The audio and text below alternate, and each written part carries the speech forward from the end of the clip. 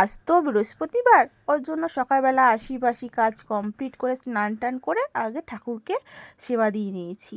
কারণ আমি প্রত্যেক দিনই স্নান টান করে আসার পরে আশিপাশি কাজ কমপ্লিট করার পর আগে ঠাকুরকে একটু সেবা দিয়ে নিই, তারপরে অন্য কাজ করি।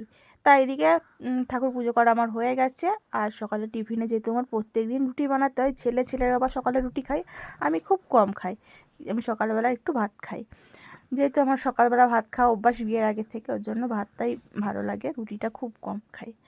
তাই এদিকে রুটি করে ছেলের জন্য তো ভিজিয়ে দিয়েছি, নাহলে পরে ছেলে রুটি না ভিজলে না খেতে পারবে না, বমি করে দেবে। এখনও না চিবিয়ে খাওয়া শিখলো না। তাই এদিকে কাঠের জালে ভাত বসিয়ে দিয়েছি।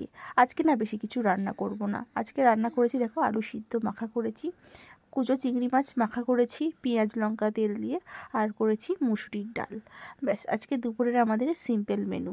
আবার রাতের বেলা দেখা যাবে কিছু একটা বানাবো খনি।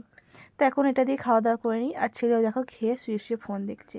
ওর তোর বাবার সঙ্গে প্রতিদিনই খাইয়ে দিই, যে তোর বাবা যেদিন যেমন ডিউটি পড়ে তেমনই ছেলেরও খাওয়া হয়, সে তেমনই।